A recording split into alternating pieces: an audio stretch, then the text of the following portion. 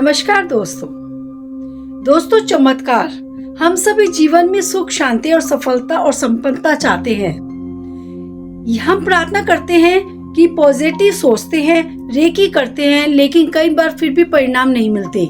इसका क्या कारण है? हम अपने कर्तव्य को भूल जाते हैं। कर्तव्य क्या है इसके बारे में समझते हैं। जो जिम्मेदारी हमें जीवन ने दी है उसे ईमानदारी और निष्ठा से निभाना।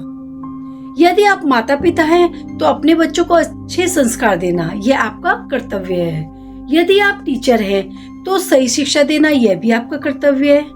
यदि आप विद्यार्थी हैं तो मन लगाकर पढ़ना आपका कर्तव्य है। यदि आप हीलर हैं तो लोगों की सेवा भाव से सहायता करना यह आपका कर्तव्य है। कर्तव्य का चमत्कार कैसे होता है, एक छोटी सी कहानी के माध्यम से हम सुनते हैं। एक किसान था। वह रोज सुबह उठकर अपने खेत में मेहनत करता था।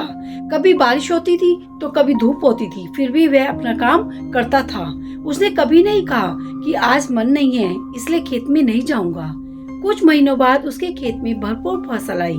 लोगों ने कहा कितना बड़ा चमत्कार हो गया, लेकिन क्या यह सचमुच चमत्कार था? नहीं, वह किसान की लगातार कर्तव्य का परिणाम था। दोस्तों, जीवन में सबसे बड़े चमत्कार मेहनत, अनुशासन और कर्तव्य से पैदा होते हैं। आज की सबसे बड़ी समस्या, आज लोग परिणाम चाहते हैं लेकिन कर्तव्य निभाना नहीं चाहते। लोग चाहते हैं कि बच्चे संस्कारी बने लेकिन उनके साथ समय नहीं बिताते। लेकिन वे चाहते हैं कि स्वस्थ रहें लेकिन शरीर की देखभाल नहीं करते। लोग चाहते हैं कि धन आए लेकिन काम में पूरी ईमानदारी नहीं रखते। तो याद रखिए, जहाँ कर्तव्य है वही सफलता है। कर्तव्य और अधिकार का संबंध। दोस्तों, आज के समय में अधिकांश लोग अपने अधिकार को याद रखते हैं लेकिन कर्तव्य भूल जाते हैं। हम कहते हैं कि मुझे सम्मान मिलना चाहिए, लेकिन क्या मैं दूसरों को सम्मान देता हूँ? हम चाहते हैं कि लोग हमारी बात सुने, लेकिन क्या हम दूसरों की बात ध्यान से सुनते हैं? हम चाहते हैं कि हमारे बच्चे हमारी आज्ञा का पालन करें, लेकिन क्या हम उसके लिए एक अच्छा उदाहरण बन सकते हैं? जीवन का एक बहुत बड़ा नियम है, जब हम अपने कर्तव्य निभाते हैं तो अधिकार अपने आप हमारे जीवन में आने लगते हैं। सूर्य प्रतिदिन बिना रुके अपना कर्तव्य निभाता है, इसलिए पूरी दुनिया को प्रकाश मिलता है।